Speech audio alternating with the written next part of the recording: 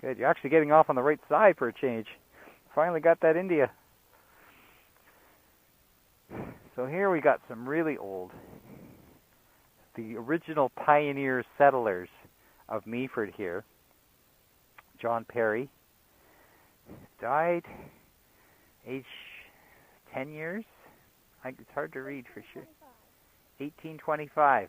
You can see that? I can hardly make that out. No, it can't be 25. That's too long ago. 1841 was the first people. Maybe it's like 1873 or something like that. Now look at this old one. Whew. This is what does that say? Thostland? I can't even read it. But he died in July, which is midsummer, so maybe it was a farming accident or something, at 43 years old. Usually they don't die of the flu and stuff in the middle of summer. 1876 at 43 years old. Maybe it was a heart attack. Another Purdy, 1879.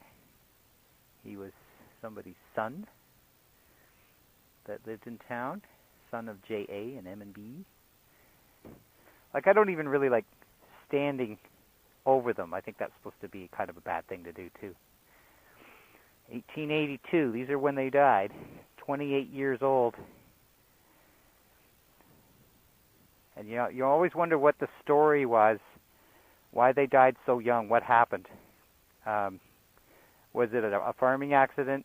Did they get a sickness? Was it influenza? Was it smallpox? And they don't always say what month they died, but usually they do. This one died in April, see? Made it barely through the winter at 34 years old in 1898.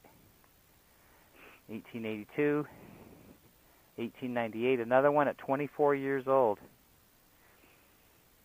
So 24, that's the peak of health. So you wonder what happened. And then there's other ones, like this one here. You think, oh, it's just because back then everyone died young. Not necessarily true. This one here, 97 years old. Died in 1928. So, 1831, this person was born. And it says England at best, so I imagine they were probably from England. 97 years old. So, it's not always about... It's just about, luck, genetics, who knows. This one here lived to be 60, which is a pretty good life in that day and age at 1886 to die in 1886. Remember, that's the 1830s and 1840s. Okay, so we got a request from my daughter, and she really wants to go up to Lora Bay to kind of cruise around and hobnob with the rich folk. So we're going to cruise around and pretend we're rich people driving around Lora Bay. On the road again. I just can't wait to get on that road again. There we go, Lora Bay. Let's head down to the Lora Bay.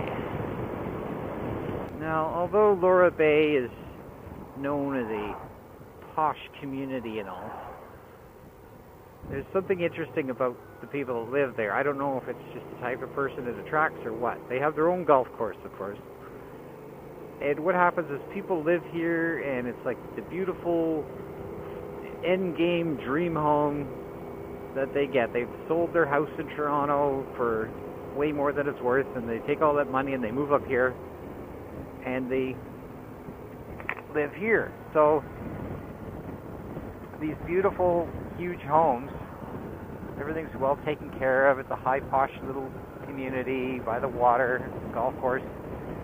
They'll live here for like 2 years, and then they want to move back into town. Most of them are like that. Most of them just want to live here for a couple years and then move on. Maybe, they finally get here and they realize this house is too big. It's not where I want to live. I don't know. They're older, so they don't want to go up and down stairs and things like that. So they really don't stay here long. But anyway, here we are, Lora Bay. Like I said, Kayla likes just cruising through here and pretending, I guess she imagines that she's one of the people that live here, one of these multi-million-dollar homes. And you can see everyone's getting their toys out. I get my toy out. He's getting his toy out. He doesn't want to go very fast. Just putting along in first gear or whatever he wants to do there. That's what you call cruising along before the power band.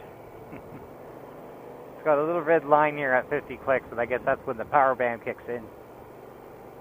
So we're not even there yet. This is all like first gear stuff. Yeah, if you want to get up that hill, we gotta. We don't like gravel, but you have to. Sometimes you have to. At least it's not too loose.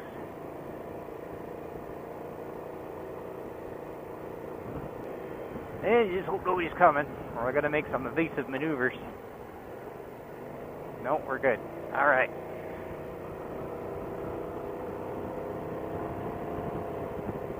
Look at that ridge of high pressure coming in.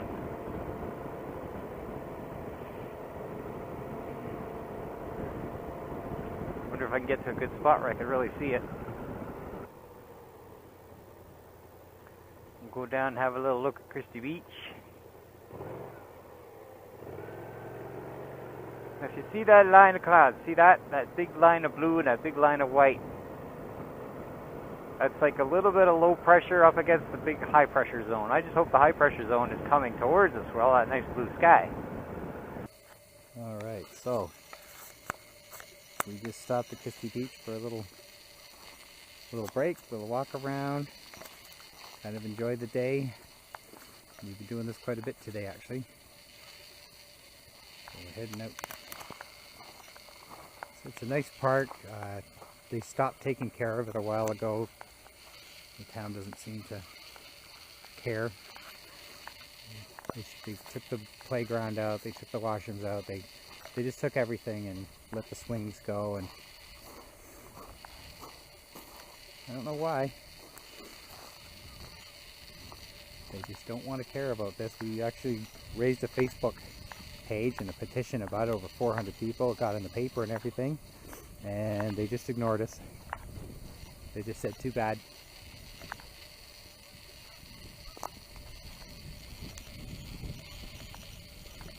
Oh, here we go. Little trees around, have a little look at the scenery. Well, I'm sure it'll look better. Maybe they'll come and rake it, who knows. All the birds are getting going. Kayla used to come down here and play sometimes. Now the water was a lot lower back then. You can see the water's actually come up over the years. So it's come back up, and now it's actually becoming like a decent looking swimming hole again. So Kayla found like a little, it looks like a little grave for a crab. Or no, that's not a crab, that's a big crayfish. Look at the size of that guy. He's actually pretty big. Look at the size of him. He's a big crayfish. Blue, which is kind of a rare color too. So it looks like some kid found him and made a little grave marker for him. I just think it looks cool, doesn't it? But real cool, that the big high front and the big low front.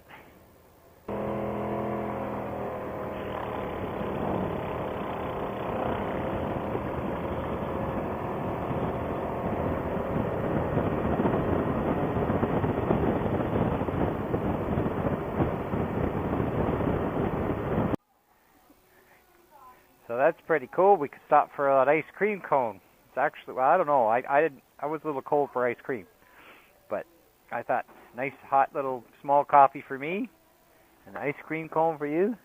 That's what you want. That's what you get. Gotta have something to look forward to when you stop on the bike, don't you? So there's the bike sitting out there, and we're just doing a little ice cream coffee break.